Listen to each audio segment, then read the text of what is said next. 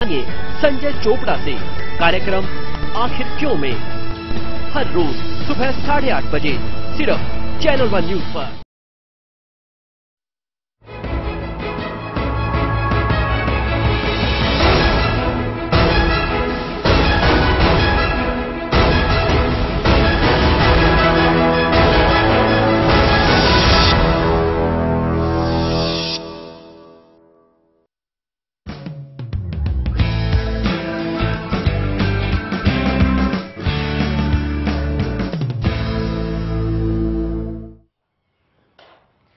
राजनीति का मौजूदा दौर सस्पेंस, रोमांच और मनोरंजन से गुजर रहा है। फिल्म की तरह किसी को नहीं पता कि आखिर इसमें अगले पल अब क्या होगा। सस्पेंस सरकार के चलने को लेकर है, तो रोमांच अगले पल में होने वाले राजनीतिक गुना भाग पर टिका है। सरकार जिस बैसाखी के जरिए चल रही है, बैसाखी उसे ही गिराने की फिराक में है। ऐसे में सरकार भला करे तो क्या करे, कैसे 2014 तक का ये सफर पूरा करे।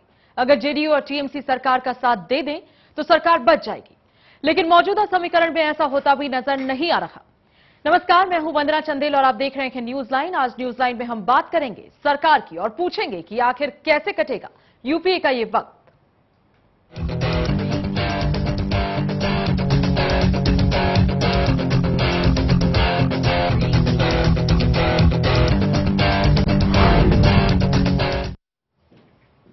बड़ी फजीहत है सरकार की, इधर कुआं उधर खाई है, लेकिन उसके बावजूद अपने आप को जैसे तैसे संभाले डगमगाने से बचती हुई, थोड़ा सा इन मुश्किलों से गुजरती हुई सरकार यही बार बार कहने की कोशिश कर रही है कि नहीं, सब कुछ ठीक है, सब कुछ ठीक है, सब कुछ ठीक है।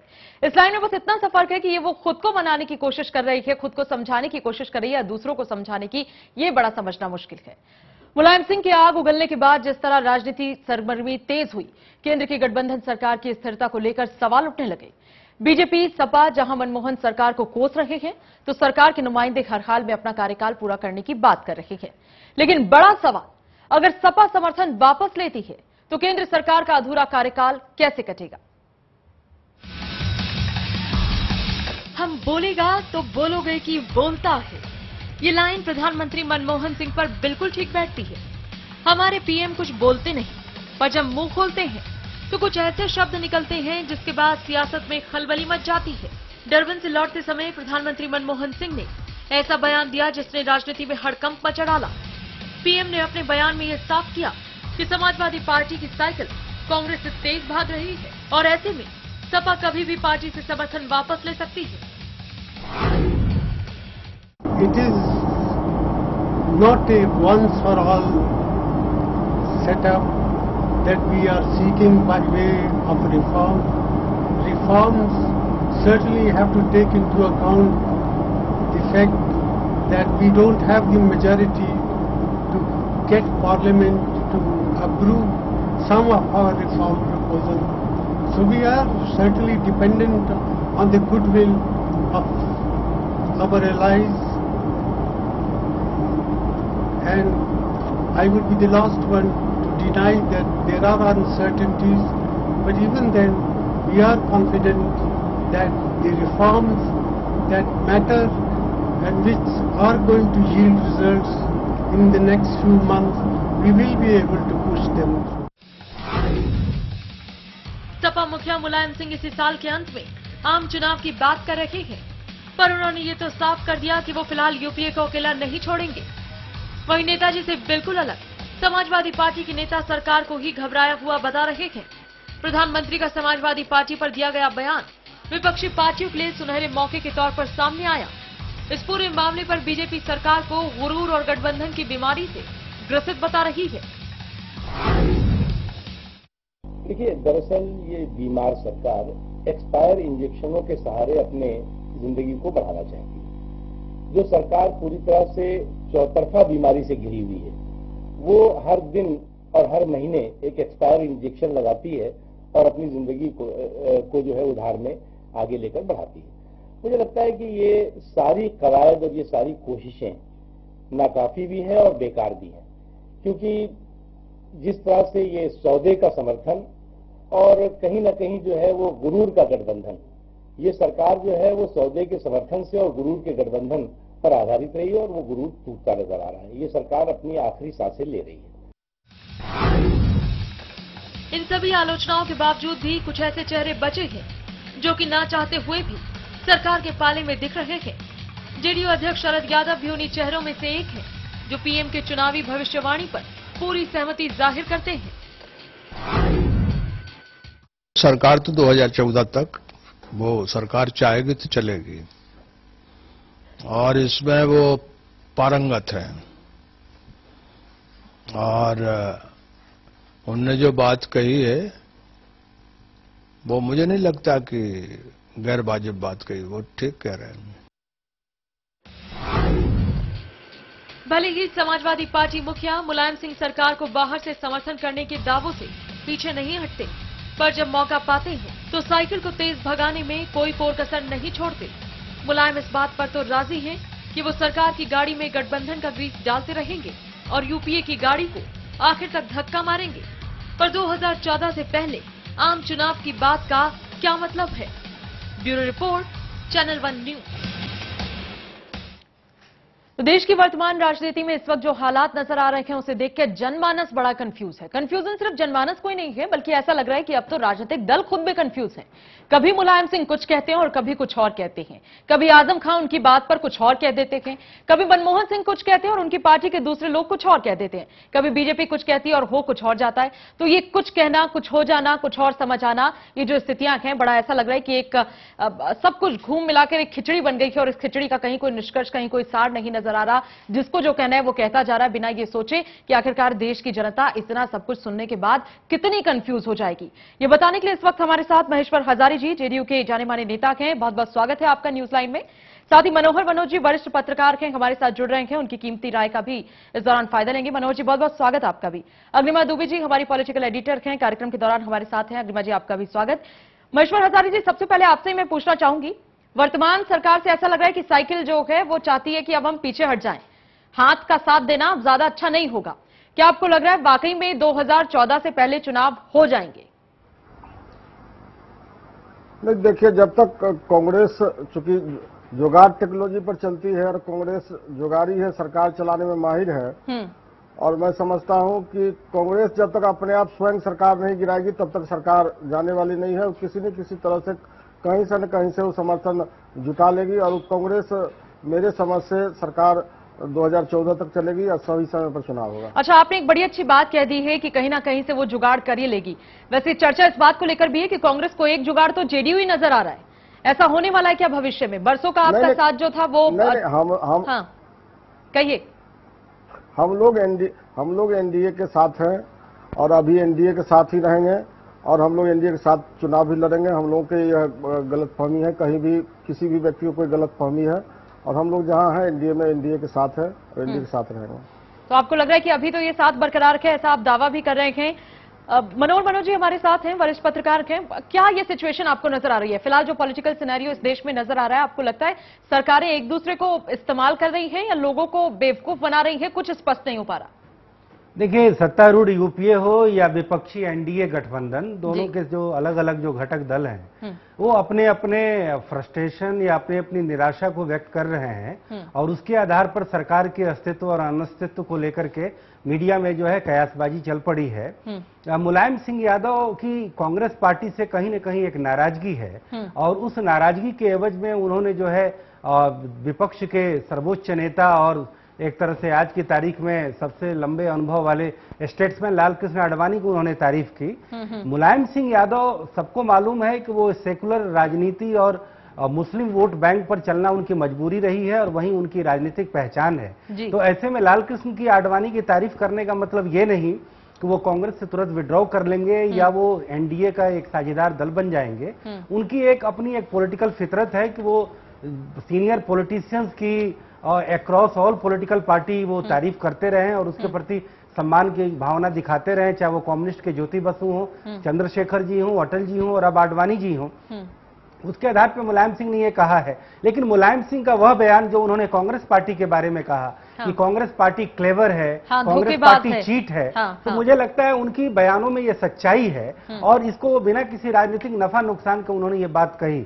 लेकिन समर्थन खींचने को लेकर के ऐसी वो जल्दबाजी में नहीं है। आज ऑलरेडी उनके सुपुत्र मुख्यमंत्री अखिलेश यादव और भारत सरकार के सबसे होनहार मंत्री वित्त मंत्री पी चिदम्बरम के बीच में एक तरह से मीटिंग हुई है और 300 बैंकिंग ब्रांच का वहां से उद्घाटन किया गया है। तो अभी ये स्थिति है। लेकिन आज जो जेडीयू का बयान आया है केसी त्यागी का, और अभी जो हजारे साहब ने कहा, इससे स्पष्ट हो गया है कि वो विशेष दर्जा के बहाने जेडीयू जो है कांग्रेस में जाकर अपनी लीपापोती नहीं करेगा। नरेंद्र मोदी को लेकर उनका रिजर्वेशन जरूर बना रहेगा, लेकिन एनडीए से अलग खींचने का मतलब यह है कि उनका राजनीतिक सत्यानाश हो जाएगा। और विशेष दर्जे के बहाने वो चाहते जरूर हैं, राजनीति भी करना जरूर चाहते हैं, लेकिन इसके जरिए वो कांग्रेस के समर्थन के मूड में नहीं है। फिलहाल ऐसा आपको लग रहा है। अग्निमा जी, क्या वाकई में जो अलायंस पार्टी थे, चाहे वो एनडीए के साथ हों चाहे वो यूपीए के साथ हों, वर्तमान में वो अपनी अपनी फ्रस्ट्रेशन निकाल रही है, और अब जब उन्हें पता है कि 2014 नजदीक है, सरकार हमारे साथ के लिए मजबूर है, क्योंकि किसी ने भी अपना हाथ खींचा तो सरकार की जो टांगे हैं,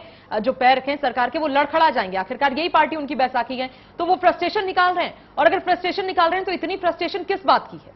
वरना ये फ्रस्ट्रेशन शब्द से मैं सहमत नहीं हूं। मैं ये कहूंगी कि राजनीति कर रहे हैं सब, और करना भी। अब उन राजनीति नहीं करेंगे, राजनीतिक दल तो क्या करेंगे। अब 2013 में इलेक्शन विधानसभा के आ रहे हैं, काफी महत्वपूर्ण। उसके बाद 2014 में लोकसभा के इलेक्शन है। उससे पहले भी संभावना व्यक्त की जा रही है कि नवंबर में हो सकते हैं चुनाव, एक कयास लगाया जा रहा है। लेकिन ऐसे में हर राजनीतिक दल आप देखेंगे, चाहे वो कांग्रेस हो, चाहे बीजेपी हो, चाहे समाजवादी हो, हर दल अपनी पोजीशनिंग अपने को किस तरीके से वो आगे बढ़े, अब वो आगे बढ़ना अपनी रणनीति में आगे बढ़ने की उनकी कहना चाहिए शुरुआत है। तो मुलायम सिंह की अगर हम बात करें तो मुलायम सिंह के साथ ये है कि उनको इतना एहसास हो गया कि अगर वो कांग्रेस के साथ या यूपीए के साथ एकदम साथ दिखेंगे पूरी तरीके से, तो उसमें जो सत्ता विरोधी लहर है उसको लेकर नुकसान हो सकता है। और उत्तर प्रदेश में उनके वैसे ही खुद अखिलेश सरकार नहीं चला पा रहे हैं, तो पूरी भ्रम की स्थिति भी कर रहे हैं। अपने को किस लाइन से आगे बढ़े उसको अभी तोल रहे हैं, और उसका फिर आगे जांच करते हुए उसको अपनी राजनीति में, जिसे मैं कहें कि उसमें देखेंगे और आगे बढ़ेंगे। बिल्कुल। महेश्वर हजारे साहब, आपसे मुझे ये जानना है, आप ये कह रहे हैं कि हम तो फिलहाल कांग्रेस की फिराक में है नहीं, हमें उससे कोई मतलब है नहीं।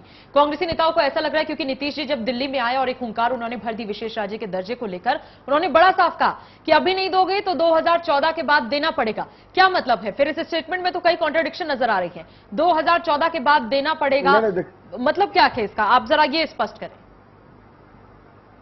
देखिए, भारत देश का अंग है बिहार, और बिहार पिछड़ा राज्य है। बिहार में गरीबी है, बिहार में हमेशा बाढ़ और सूखा से प्रभावित रहती है वहाँ की जनता।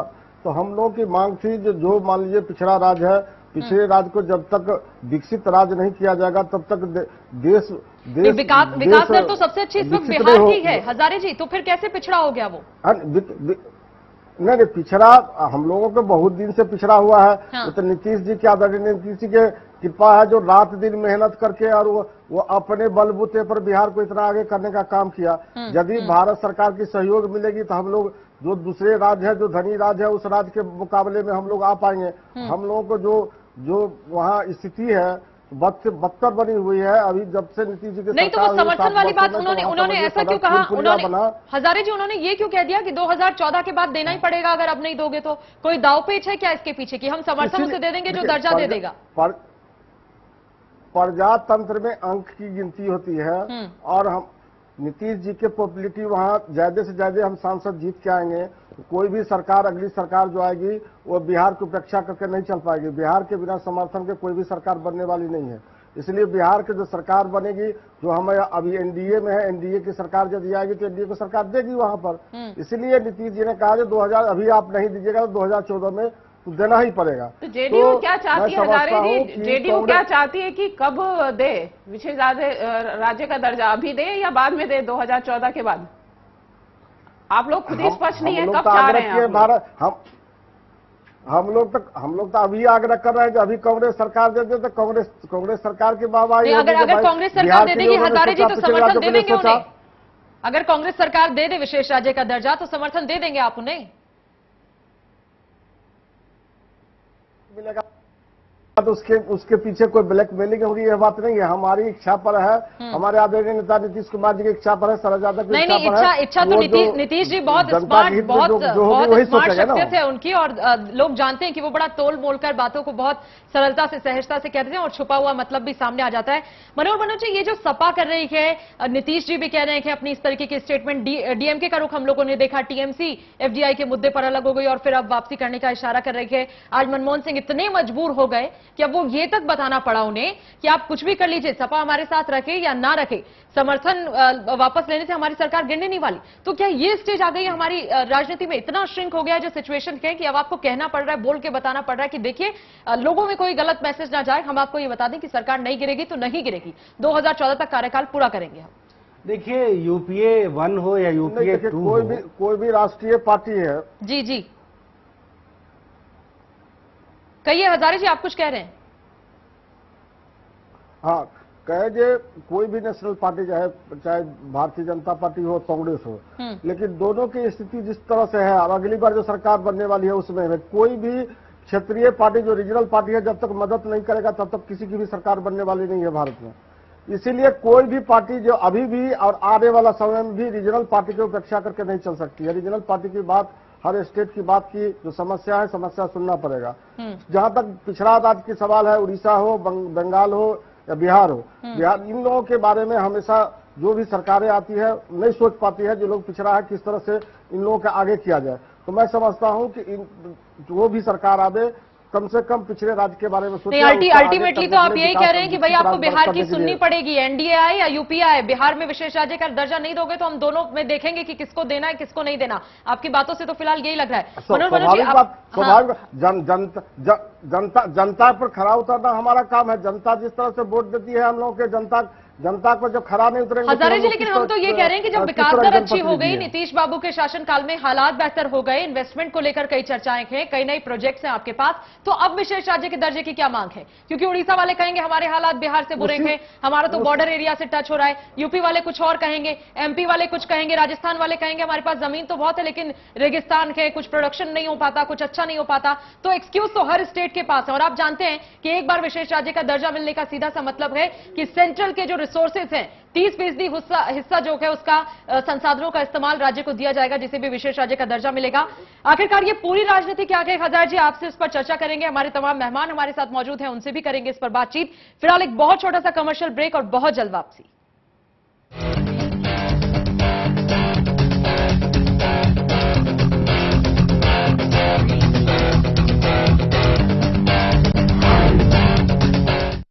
मेरे कारोबार में देरी के लिए कोई जगह नहीं है, तो देश की तरक्की में देरी कैसी है? इसलिए मैं समय पर सही सेवा कर चुकाता हूँ। Enhancing beauty is my profession, but I also contribute to beautify my nation. I pay my service tax. Do you pay? मैं सर्विस टैक्स भरदा हां, ਤੁਸੀਂ भी भरो ਤੇ मुल्क की तरक्की में अपना हिस्सा पाओ। हमारा बढ़ता कारोबार बने देश की प्रगति का आधार। समय पर सही सेवा कर चुकाए। 3 लाख तक अधिग्रहण की 1 एकड़ की राशि थी। किसानों के लिए धरती की ये कीमत जरा सी थी। भूपेंद्र सिंह हुड्डा ने इसे 72 लाख तक बढ़ा दिया।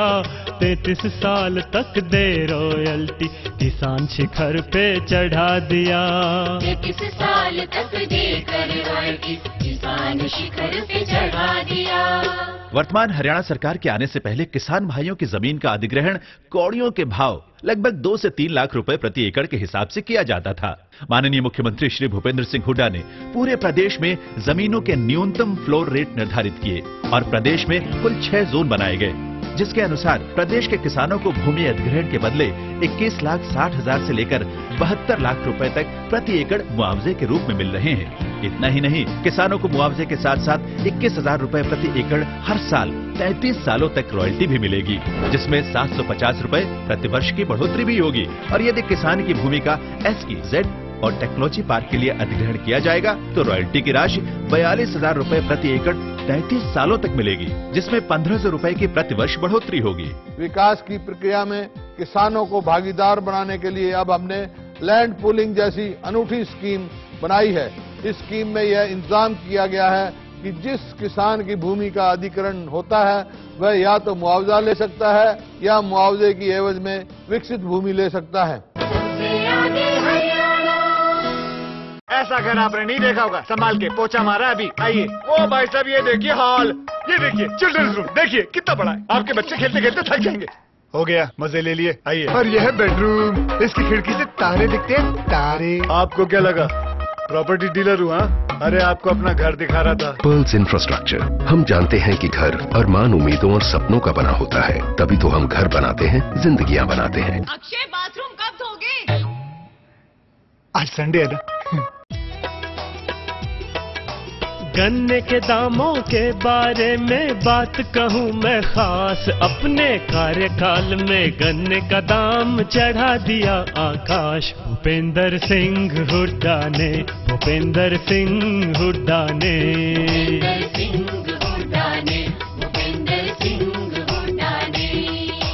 जहां पिछली सरकार ने 6 वर्षों के शासनकाल के दौरान गन्ने के दामों में केवल 22 रुपए प्रति क्विंटल की बढ़ोतरी की थी, वहीं हुड्डा सरकार ने अपने कार्यकाल के दौरान गन्ने के दामों में 159 रुपए की बढ़ोतरी कर इसे 276 रुपए प्रति क्विंटल तक पहुंचा दिया, जो देश में सर्वाधिक में से एक है। मुख्यमंत्री चौधरी भूपेंद्र सिंह हुड्डा ने चालू वित्त वर्ष में एक साथ 45 रुपए प्रति क्विंटल की वृद्धि की, जो देश में सर्वाधिक है। मेरे कारोबार में देरी के लिए कोई जगह नहीं, तो देश की तरक्की में देरी कैसी, इसलिए मैं समय पर सही सेवा कर चुकाता हूँ। Enhancing beauty is my profession, but I also contribute to beautify my nation. I pay my service tax. Do you pay? मैं सर्विस टैक्स भरता हाँ, उसी भी भरो तो मुल्क की तरक्की में अपना हिस्सा पाओ। हमारा बढ़ता कारोबार बने देश की प्रगति का आधार। समय पर सही सेवा कर चुकाए।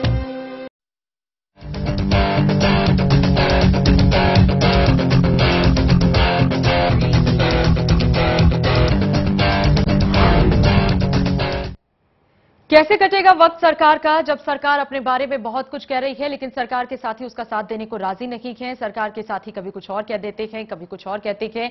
डीएमके ने जो किया हमने देखा, टीएमसी ने जो किया वो भी देखा, हमने एनसीपी का भी बीच में रुख देखा और फिलहाल अब सपा का भी देख रहे हैं। बसपा की भी मान मनोवल कैसे होती है देख रहे हैं और जेडीयू को कैसे फांसने की कोशिश की जा रही है। 2006 से अगर विशेष राज्य के दर्जे की मांग थी तो 2013 में उस पर विचार करने को सरकार तैयार थी, क्योंकि 2014 बड़ा नजदीक है। तो कई बातें हैं, ये सिर्फ एक बात नहीं है और हर एक बात हर दूसरी बात से कनेक्टेड है। इसके बहुत सारे मतलब हैं जो हमारा पैनल हमें समझाने में मदद कर सकता है। महेश्वर हजारे साहब जेडीयू के जाने माने नेता हमारे साथ हैं, मनोज जी वरिष्ठ पत्रकार के इस वक्त हमारे साथ हैं, अग्निमा दुबे हमारी पॉलिटिकल एडिटर भी हमारे साथ हैं।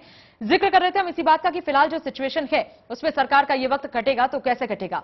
अगर पीएम लोगों के सामने आकर ये कहते हैं कि सपा समर्थन वापसी भी ले ले तो भी हमें कोई असर नहीं पड़ने वाला है। मनोज जी, कोई असर नहीं पड़ेगा। नंबर गेम की बात होती है और बहुत सही कहा हजारे साहब ने कि ये तो लोकतंत्र है, यहां तो नंबर गेम ही मैटर करता है अल्टीमेटली। देखिए, यूपीए इस कदर कॉन्फिडेंट है, आप यूपीए 1 और यूपीए 2 को देखें, तमाम साझेदार दल आए और गए और सबको नींबू की तरह निचोड़ करके और उनको फेंकती गई। तो यूपीए का कॉन्फिडेंस का वजह यह है कि उन्होंने अपनी इच्छा के मुताबिक अपने एलाइज को इन किया और आउट किया और तमाम मुद्दों पर जो एलाइज उनसे खफा हुए उनको बाहर का दरवाजा भी दिखा दिया और अब तक वो सफल है।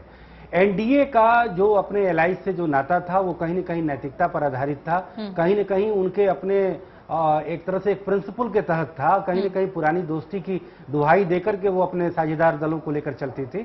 लेकिन यूपीए विशुद्ध पॉलिटिकल अंदाज में प्रैग्मेटिक पॉलिटिक्स के तहत उसका यूज करती है। यूपीए देखिए, यूपीए का वो डीएमके इतना बड़ा साझेदार दल था और जैसे ही श्रीलंका के इशू पर उन्होंने विड्रॉ किया, अगले दिन सीबीआई का जो है उनके यही मेरा अग्निमा जी आपसे भी और हजारे जी से भी सवाल है।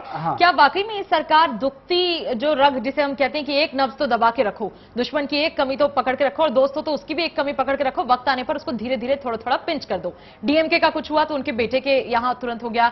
हमने देखा 2G केस में कैसे कनिमोझी जो है वो जेल पहुंच गई, सरकार का उस टाइम क्या स्टैंड था हमने देखा। टीएमसी को भी दबाने की बहुत बार कोशिश की गई।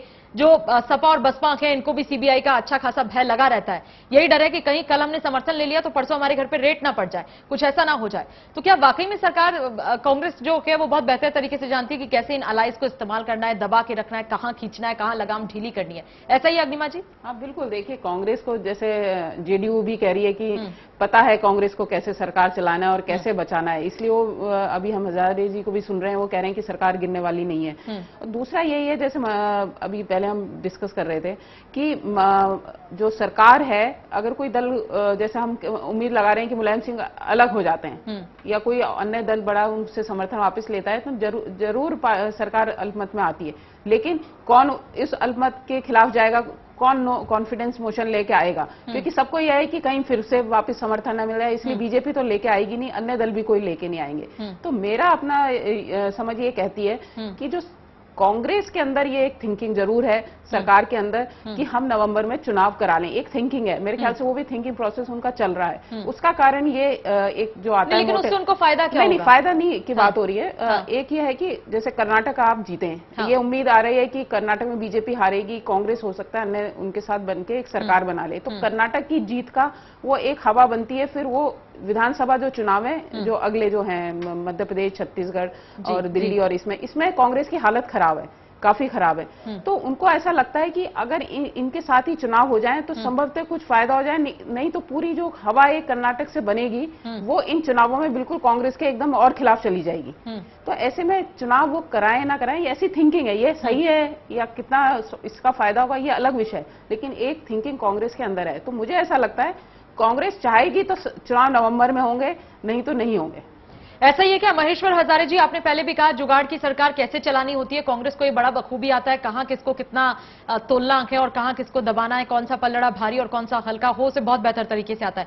वर्तमान स्थिति को देखकर आपको लग रहा है कि कांग्रेस खुद अगर चाहे तभी प्री इलेक्शन हो सकते हैं, अदरवाइज नहीं होने वाले? हाँ, मैं इस बात तो सहमत हूँ।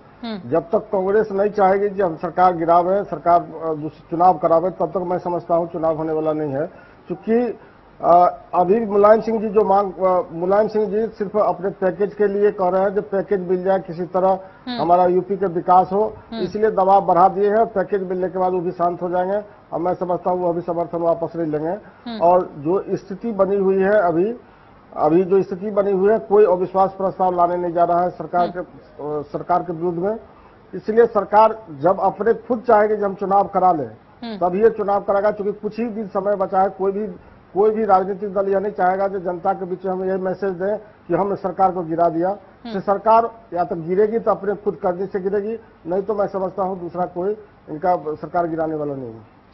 कहते हैं पब्लिक है ये सब जानती है, लेकिन यहां पर सरकार सब जानती है। और जैसा हमारा पैनल कह रहा है कि बहुत सही ये बात भी लग रही है कि जब सरकार चाहेगी तब गिरेगी, तब नहीं जब बाकी राजनीतिक दल या अलायंस पार्टीज चाहेंगी। क्योंकि समय जो है बड़ा क्रूशियल है, बड़ा संजीदा है और शायद ही कोई राजनीतिक दल इस वक्त इस स्थिति में है कि अगर अचानक से चुनाव हो जाए, समय से पहले चुनाव हो जाए तो उनको इसका कोई फायदा मिले। ऐसा लगता है कि उनको नुकसान ज्यादा होगा, चाहे वो विपक्ष की सबसे बड़ी पार्टी बीजेपी हो या सरकार के वो तमाम अलायंस जो इस वक्त उससे खफा है। कोई नहीं चाहता कि वक्त से पहले इलेक्शन हो, लेकिन उसके बावजूद आखिर क्या ऐसी जरूरत पड़ गई कि सब एक हवा बनाने में जुट गए हैं, एक माहौल तैयार किया जा रहा है कि नहीं तैयार रहिए, इलेक्शन पहले हो सकते हैं। ये महज हल्ला है, अफवाह है, डराने की कोशिश है, माहौल तैयार हो रहा है। हकीकत क्या है, यही हकीकत जानने की कोशिश करेंगे इस छोटे से ब्रेक के बाद। न्यूज लाइन में वक्त एक ब्रेक का, ब्रेक के बाद बहुत जल्द होते हैं हाजिर।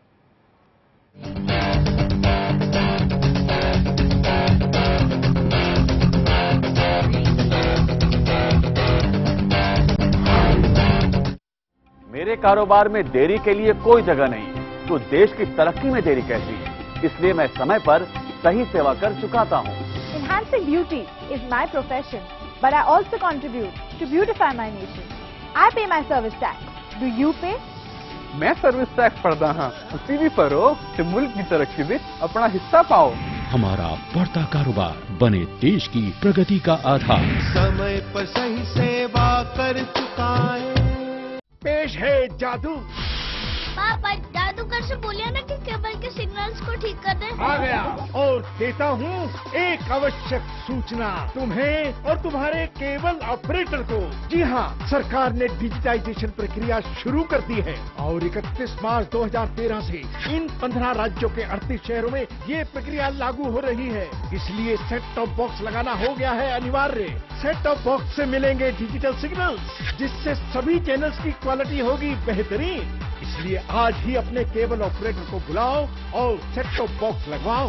डिजिटाइजेशन अपनाओ, ढेरों फायदे पाओ। ऐसा घर आपने नहीं देखा होगा, संभाल के पोछा मारा अभी। आइए। ओ भाई साहब ये देखिए हॉल, ये देखिए चिल्ड्रंस रूम, देखिए कितना बड़ा है। आपके बच्चे खेलते खेलते थक जाएंगे।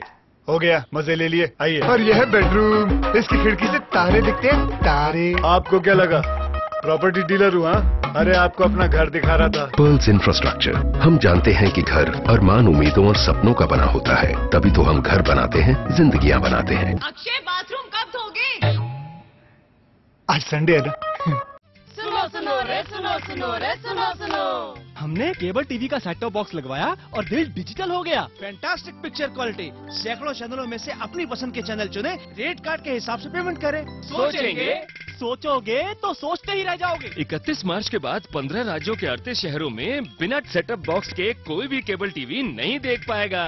लाखों परिवारों ने सेट टॉप बॉक्स लगवाया, अब आपका नंबर आया। सेट टॉप बॉक्स लगवाएं, डिजिटल हो जाएं।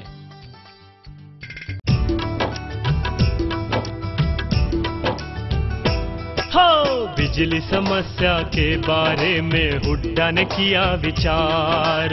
40 साल में लगा न पाई जो पिछली सरकार। हुड्डा ने लगा दिया थर्मल अपने कार्यकाल में 4 रे भैया, थर्मल लगा दिए 4 कार्यकाल में 4 रे भैया, थर्मल लगा दिए 4।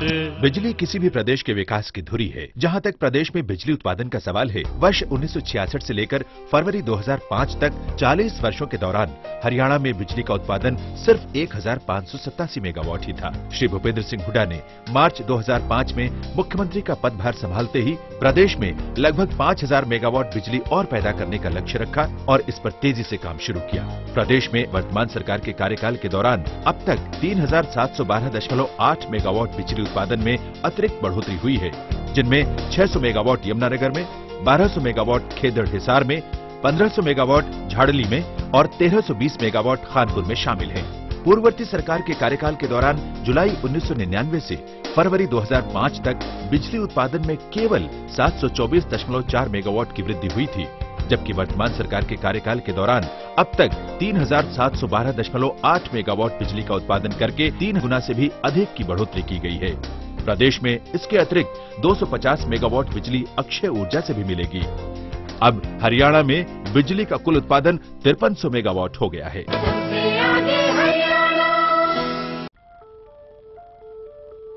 क्या आप कुछ छुपा तो नहीं रहे?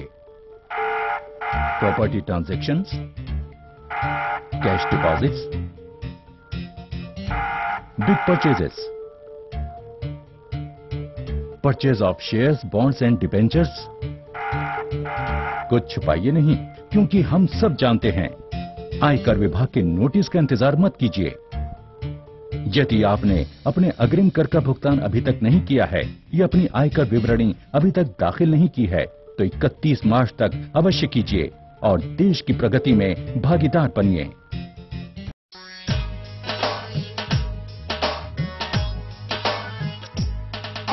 विकास की झड़ी लगी, विकास की झड़ी, हुड्डा ने लगा दी है विकास की झड़ी। विकास की झड़ी लगी, विकास की झड़ी, हुड्डा ने लगा दी है विकास की झड़ी। भूपेंद्र सिंह ने जन जन का कल्याण किया, आधुनिक हरियाणा का निर्माण किया। आधुनिक हरियाणा का निर्माण किया। आधुनिक हरियाणा का निर्माण किया। जो हरियाणा 25 व्यक्ति रेस में 14वें नंबर पे था हिंदुस्तान में 2005 से, आज हिंदुस्तान में वो नंबर 1 पर है। प्रति व्यक्ति आय में नंबर 1 पर है। गेहूं की उत्पादकता में नंबर 1 पर है। सरसों की उत्पादकता में नंबर 1 पर है। दूध उत्पादन में बहुत आगे बढ़ा, चाहे वो कृषि का क्षेत्र है, चाहे औद्योगिक क्षेत्र है, चाहे शिक्षा का मामला है, हर क्षेत्र में हरियाणा ने विकास किया। मेरे कारोबार में देरी के लिए कोई जगह नहीं, तो देश की तरक्की में देरी कैसी? इसलिए मैं समय पर सही सेवा कर चुकाता हूँ। Enhancing beauty is my profession, but I also contribute to beautify my nation. I pay my service tax. Do you pay? मैं सर्विस टैक्स भरदा हां, तुसी भी भरो ते मुल्क की तरक्की में अपना हिस्सा पाओ। हमारा बढ़ता कारोबार बने देश की प्रगति का आधार। समय पर सही सेवा कर चुकाए।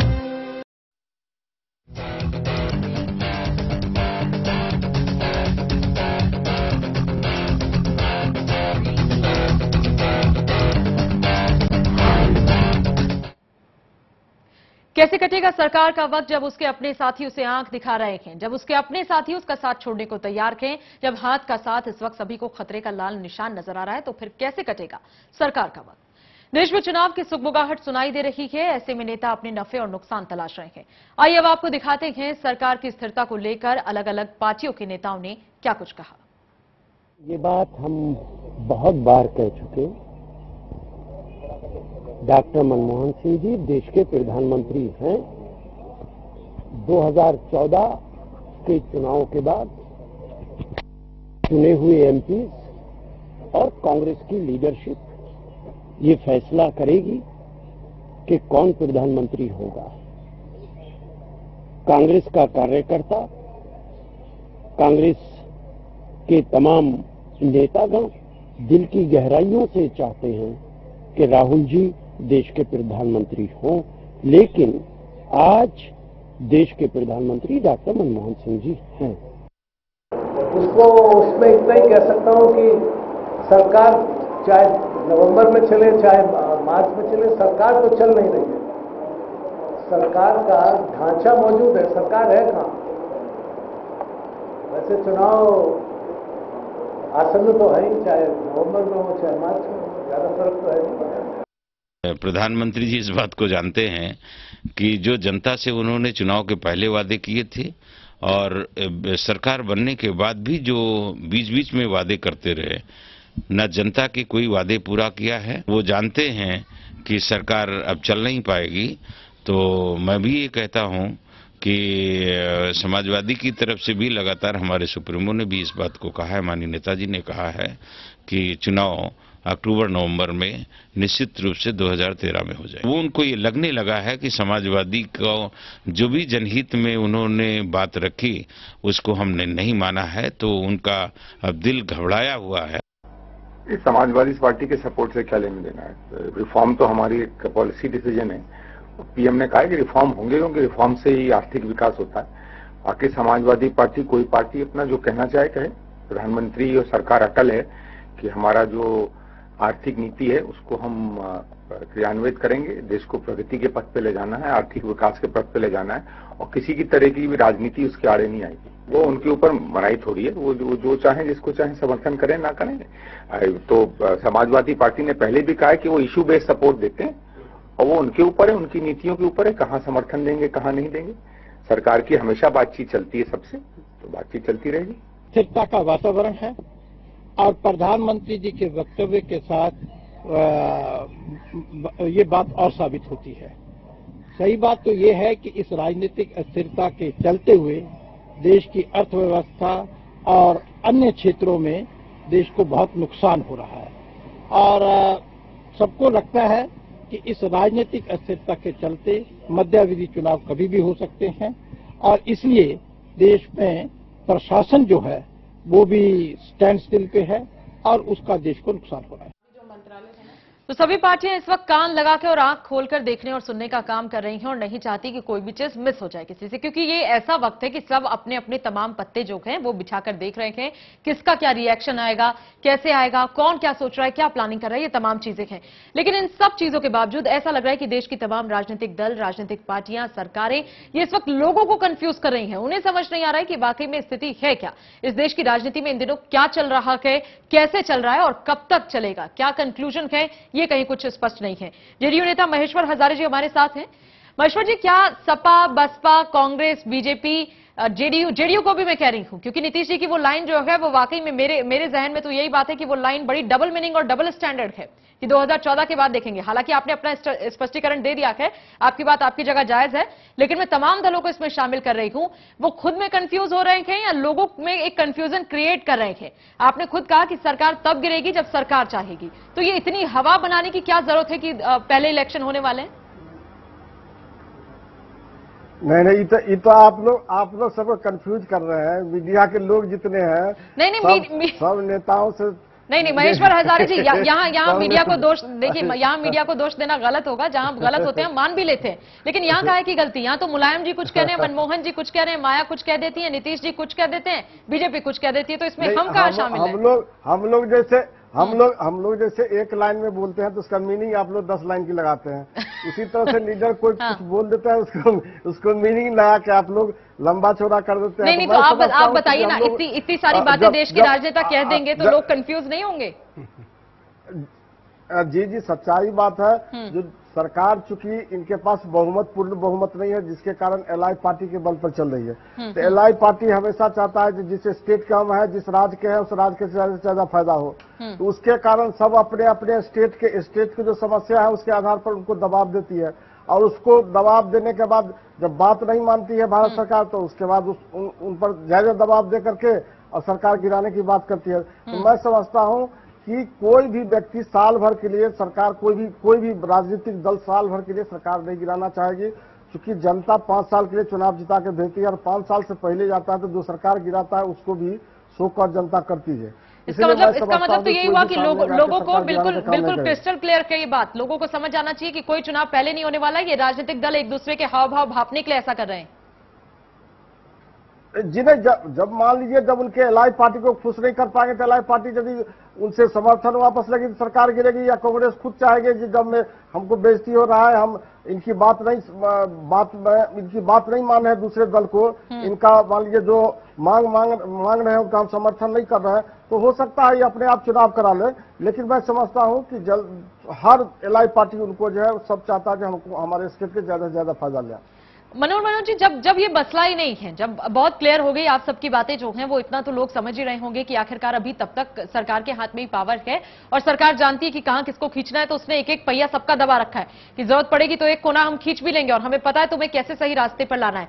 तो फिर मुलायम सिंह ये सब क्या राग अलाप रहे थे? ये माया क्यों अपने कार्यकर्ताओं को बार बार तैयार करती है? क्यों नीतीश जी विशेष राज्य के दर्जे को इस टाइम इलेक्शन से पहले इतना बढ़ा चढ़ाकर दिखा रहे हैं? क्यों बीजेपी बार बार अपने संगठन को लेकर इतनी ज्यादा संवेदनशील नजर आ रही है? ऐसा क्यों हो रहा है? आप एक झूठ-मूठ एक माहौल तैयार करने की कोशिश कर रहे हैं या एक दूसरे को दिखा रहे हैं कि देखो मेरी ये कंडीशन है, मान लो तुम जल्दी से, नहीं तो कल ये स्थिति भी आ सकती है? देखिए, अभी इसमें यूपीए के जो साझेदार हैं मुलायम सिंह, और मुलायम सिंह यदि एग्जिट करते हैं तो नीतीश जी का जो जेडीयू जो है वो इन करे कांग्रेस का, इस तरीके से पूरा जो है एक माहौल जो दिख रहा है, तो मुलायम सिंह की जो एक तरह से जो उनका जो फ्रस्ट्रेशन है वो 3 वजहों से नजर आ रहा है कि जिस तरीके से डीएमके के समर्थन विड्रॉ करने के बाद सीबीआई का वहां पर छापा पड़ा, और मुलायम सिंह यादव जो है अनप्रोपोर्शनेट एसेट केस के मामले में जो सीबीआई का मामला चल रहा है, और जिस तरीके से कांग्रेस पार्टी ने उन्हें बचाया हुआ है, तो इसको लेकर के मुलायम सिंह ने जो क्लेवर और चीट वर्ड का जो इस्तेमाल किया है वो इसी वजह से है। उन्हें ये लगता है कि हम भी सपोर्ट खींचते हैं तो Congress party tit for tat करके लोगों को जो है परेशान करेगी।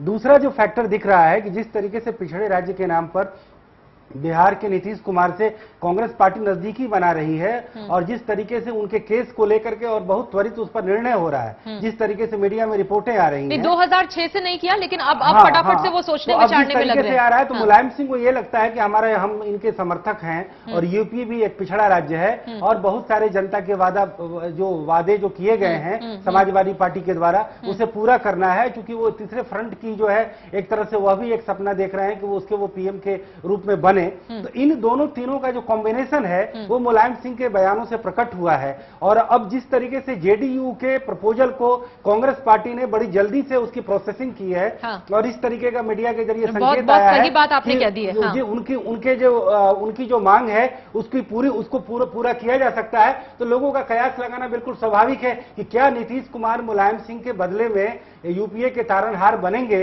तो अब जेडीयू के सामने भी बड़ा ये यक्ष प्रश्न है। उनके सामने वैचारिक संकट है कि 1995 के बाद से जिस तरीके से बीजेपी का गठबंधन बना और नीतीश कुमार की तमाम राजनीतिक ख्वाहिशें पूरी हुई, जिस तरीके से नीतीश कुमार ने कहा कि हम जो है केंद्र में मंत्री बने, बिहार में मुख्यमंत्री बने, तो क्या वो यूपीए के एलआई बन करके क्या वह भी सीबीआई जांच के लिए अपने आप को तैयार करेंगे? यही वजह है कि पहले केसी त्यागी का और अभी इनके एमपी महेश्वर हजारे का बयान आ रहा है कि हम अपने एलाइज में बने रहेंगे।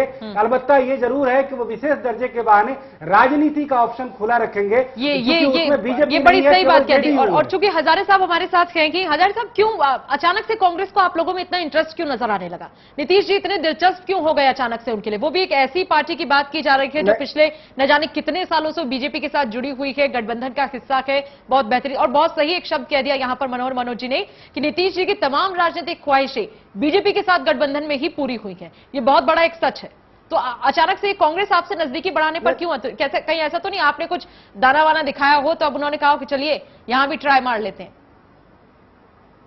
देखिए, कोई भी सरकार यदि बिहार, मान लीजिए बिहार की जो समस्याएं हैं, बिहार में जो गरीबी है, उसमें कोई सरकार यदि सकारात्मक बात करती है तो हम लोग सकारात्मक बात करते हैं। इसमें क्या अन्याय है? तो कांग्रेस ने जो हमारे जनता थी, आम जनता ने जो दिल्ली में एक रामलीला मैदान में जो हम लोगों ने अधिकार रैली की, अधिकार रैली में देखे हुए कि 2 लाख की भीड़ थी। इतनी बड़ी जनता जो कि दिल्ली में जितना भी बिहारी थे, बिहार के लोग बिहार के विकास के लिए, बिहार के अधिकार के लिए सबको एकत्रित हुए, एकजुट होकर के खड़ा हुए, एक पैर पर खड़ा हुए, दलगत भावना से उठकर, जात पात से ऊपर उठकर आदरणीय नेता नीतीश कुमार के नेतृत्व में एक पैर पर सब खड़ा होकर के बिहार की समस्या के लिए खड़ा हुए।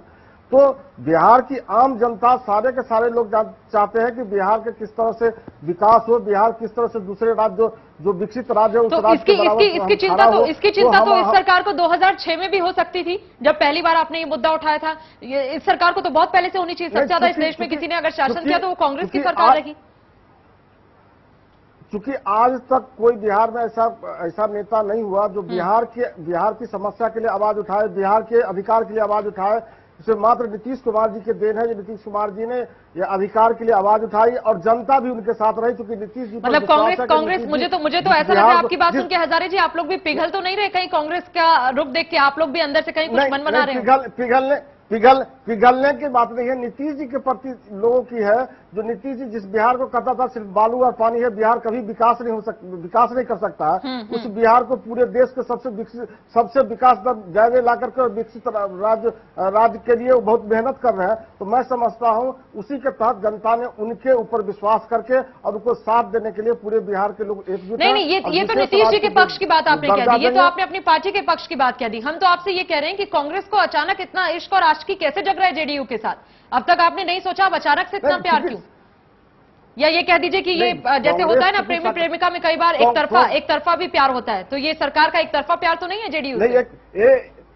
नहीं, एक तरफा प्यार नहीं है, चूंकि अच्छा एक तरफा नहीं है, मतलब इधर से भी समस्याएं थी हमारे जो हजारे जी, मैं ये कह रही हूँ कि क्या सिर्फ सरकार नीतीश जी के नजदीक जाने की कोशिश कर रही है, कांग्रेस उनके नजदीक जाने की कोशिश कर रही है? एक तरफा प्रेम संबंध है या यहाँ से भी कुछ है? कि 2 तरफा मामला है हजारे साहब? नहीं, एक तरफा प्रेम की बात नहीं है। हमको विकास से मामला है। हमको जो विकास, जैसे मान लीजिए जो जिस अधिकार पूर्ति करती है कांग्रेस पूर्ति करती है तो कांग्रेस को हम धन्यवाद देंगे। अरे हजारे जी, आप ये बताइए तीसरा मोर्चे की क्या सोचते हैं? मुलायम सिंह कह रहे हैं कि ना मोदी को काम करते हैं ढंग से, ना नीतीश कुमार अपना कुछ खास कर पाए हैं। तीसरे मोर्चे की बात कर रहे हैं, तो जेडीयू तीसरे मोर्चे का क्या सोचता है? नहीं, हम लोग तो अभी एनडीए के साथ है और एनडीए के पुराना गठबंधन हमारा है। तो मैं तीसरी मोर्चे की बात आज तक हमारे नेता नहीं, न शरद जी की है, न नीतीश कुमार जी की है। सिर्फ तीसरी मोर्चे की बात उसे राजनीति है, राजनीति में कब क्या होगा ये कहना मुश्किल है, लेकिन तीसरी मोर्चे की बात अभी तक हम लोगों ने नहीं सोचा। हजारे जी, लेकिन आपने अब तक कुछ चीजें स्पष्ट नहीं की। आप बार बार विकास को बहाना बना देते हैं, आप बिहार की मजबूरी कह देते हैं, आप पिछड़ापन कह देते हैं। वो तमाम बातें सही है, हम तो मान ही रहे हैं। नीतीश जी ने विकास किया, बहुत अच्छा, विकास दर बढ़ गई और भी अच्छा, बिहार और चमकने लगा। हम कह रहे हैं बहुत अच्छा, बहुत खुशी की बात है।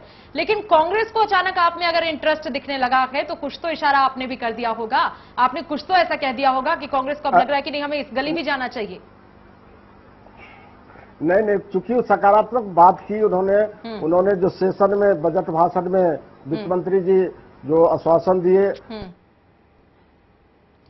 शायद कुछ तकनीकी खामी की वजह से इस वक्त संपर्क टूट गया है हमारा, लेकिन वाकई में दिलचस्प मुद्दा है कि बिना कुछ इशारा किए तो ऐसी बात बन नहीं सकती। मनोज जी, आपका क्या कहना है? लगता है आपको जेडीयू ने कुछ तो ऐसा हिंट दिया ही होगा? मुझे ऐसा लगता है कि जेडीयू ने, ये बात जरूर है कि उन्होंने बीजेपी को अलग रख करके विशेष दर्जे की राजनीति की, पूरे बिहार में जो है उन्होंने रैलियां की और जो है जिलेवार जो उन्होंने संपर्क यात्राएं की। नीतीश कुमार ने पटना में जो है नवंबर में बड़ी रैली की और अभी जाकर के जो है वो मार्च में उन्होंने जो है अधिकार रैली की रामलीला मैदान में।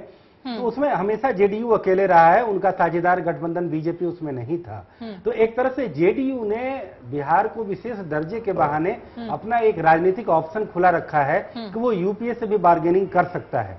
लेकिन जिस तरीके से यूपीए ने जो अब तक उस मामले पर बिल्कुल अनमनापन दिखा रही थी, रिजेक्ट कर रही थी सिरे से उस प्रस्ताव को, और अब जिस तरीके से वित्त मंत्री के उसके उल्लेख से पिछड़े राज्यों की, हालांकि पिछड़े राज्य के सहायता देने की योजना 2007 से चल रही है, लेकिन बजट में जिस तरीके से उल्लेख हुआ और प्रधानमंत्री से नीतीश कुमार की मीटिंग हुई और अब मीडिया में ये खबरें आई हैं कि बिहार के दर्जे के पर जो है यूपीए सरकार गंभीरता से विचार कर रही है, तो अब ऐसा लगता है बिहार में जेडीयू को कि कहीं कांग्रेस पार्टी जो है आनन फानन में ये दर्जा देकर हमारा समर्थन तो नहीं ले लेगी।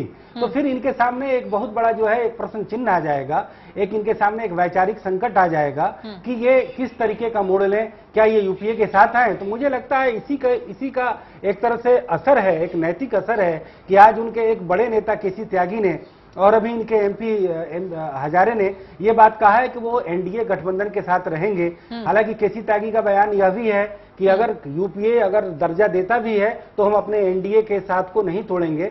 मतलब साफ है कि वो अपने राजनीतिक स्तर पे अपने आप को डामाडोल नहीं करना चाहते हैं और जेडीयू इस बात का आस नहीं लगाया हुआ था कि इतना जल्दी जो है विशेष दर्जे का मांग पूरा हो जाएगा। जेडीयू अकेले स्तर पर अच्छा, ये डर है या नहीं है उनके जहन में? महेश्वर हजारे जी, जो मनोज जी कह रहे हैं, आपने अगर सुना हो, वो ये कह रहे हैं कि कहीं अब डर भी है जेडीयू को कि हम लोगों ने ये मुद्दा इतना फैला तो दिया है, कहीं ऐसा तो नहीं कि कांग्रेस हमारी ये विश तो पूरी कर दे, हमारी ये इच्छा पूरी कर दे, विशेष राज्य का दर्जा मिल जाए और बदले में समर्थन मांगे तो हम क्या करेंगे? मुझे खुशी होगी कि वो विशेष राज्य के दर्जा दे दें। नहीं तो बदले में समर्थन दे देंगे? वहां की जनता की यही मांग है। नहीं, बदले की बात क्या याद नहीं, बदला तो मांगेंगे, कांग्रेस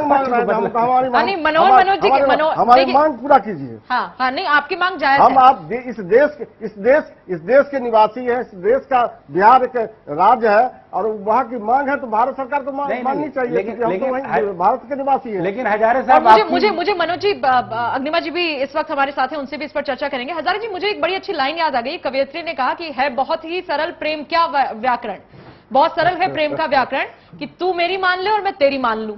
तो ये जो प्रेम संबंध जिसकी हम चर्चा कर रहे हैं, असल में वो नजर आ रहा है कि इस वक्त तमाम पार्टियों को दिख रहा है कि कुछ तो है बात, ऐसे ही तो बातें नहीं बनती हैं, कुछ तो कहीं कुछ रहा होगा। तो आप उनकी मानेंगे, वो आपकी मान लेंगे। आप कह रहे हैं कि बदले में कुछ देंगे नहीं, और मनोज जी ये कह रहे हैं कि बिना बदले के कांग्रेस कुछ करती नहीं।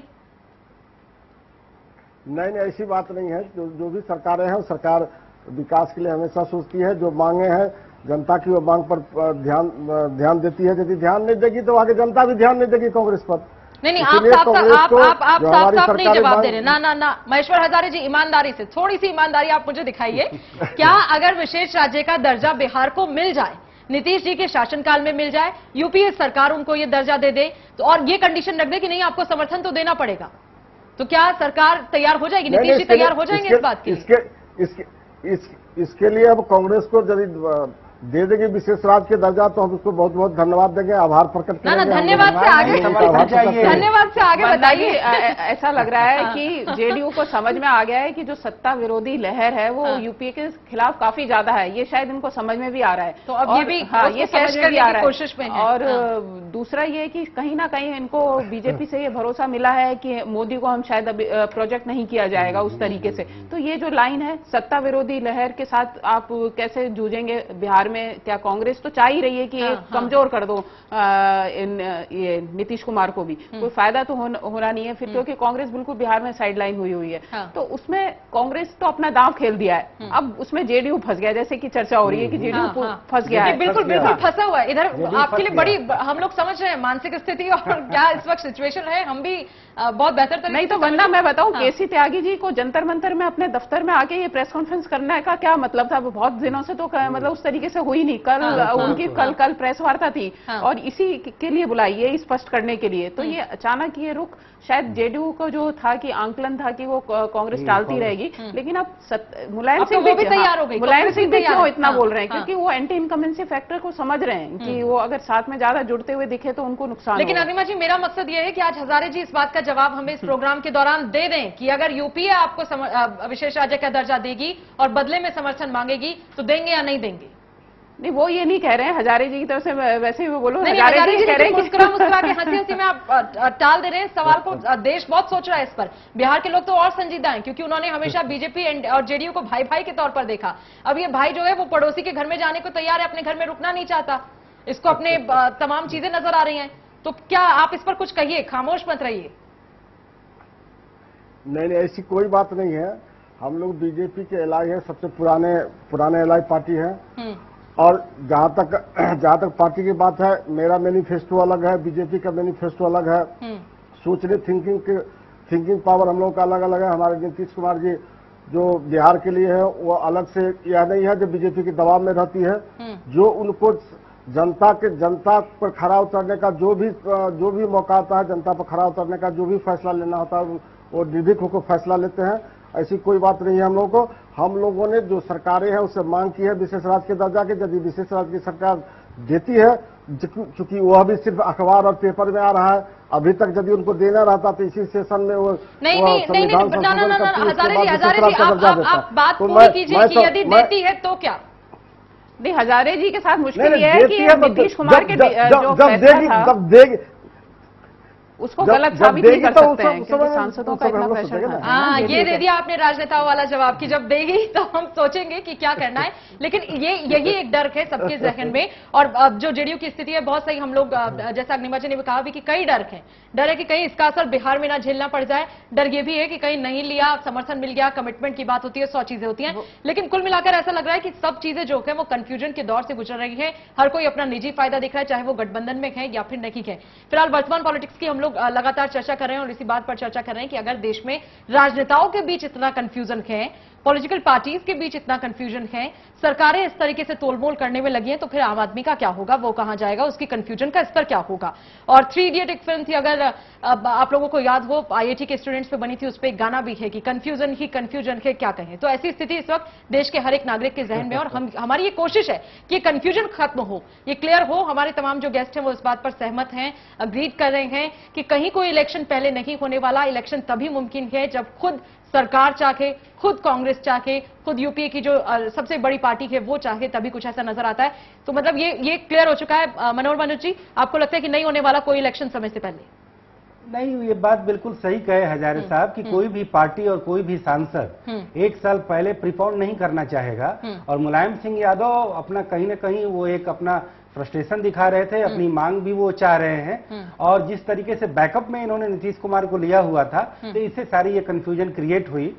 लेकिन ये बात बड़ा दिलचस्प है कि अगर चुनाव होगा, चाहे पहले हो या बाद में हो, तो सारे समीकरण जो है यूपी और एनडीए का अलग अलग किस हिसाब से बनेगा, तमाम जो है रीजनल जो अलग अलग जो पार्टीज हैं वो कम्युनलिज्म और सेकुलरिज्म के आधार पर या अपने फेडरल इंटरेस्ट के तहत जो है अपने राज्य का कौन इंटरेस्ट ज्यादा देखता है उसके आधार पर गोलबंद होंगी। ये देखना बड़ा दिलचस्प होगा। आपको भी यही लगता है अग्निमा जी? मुझे तो ऐसा लग रहा है कि इस मसले पर राजनेता भी अपना जुबानी खर्च कर रहे हैं और हम लोग भी जुबानी खर्च कर रहे हैं और इस बहस में उलझे हुए हैं कि चुनाव जल्दी होंगे या नहीं होंगे। चलिए, महंगाई के दौर में हम कुछ तो खर्च कर ले रहे हैं वरना अब तो परचेज पावर भी मुझे लगता है बहुत अच्छी नहीं रहने वाली है। और बहुत सही ये चर्चा है और इस चर्चे में मतलब जो तमाम चीजें हैं, जैसे अभी फिलहाल माहौल नजर आ रहा है, तो मुझे तो बस यही कहना है कि जनमानस अब जाग रहा गली और चौराहे पर, हमको नहीं खड़ा होना दुविधा के दौराहे पर।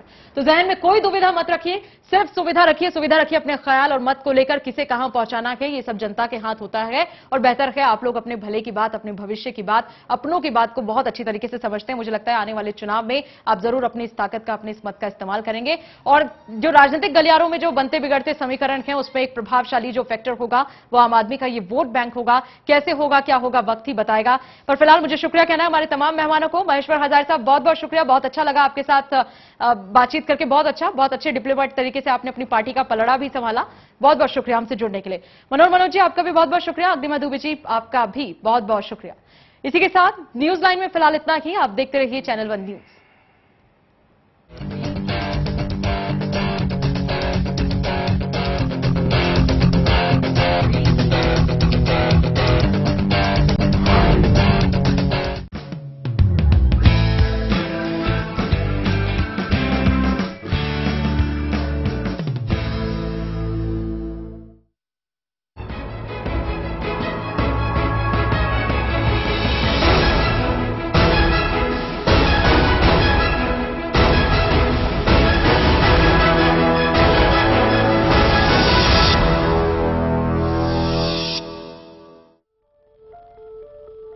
क्या आप कुछ छुपा तो नहीं रहे?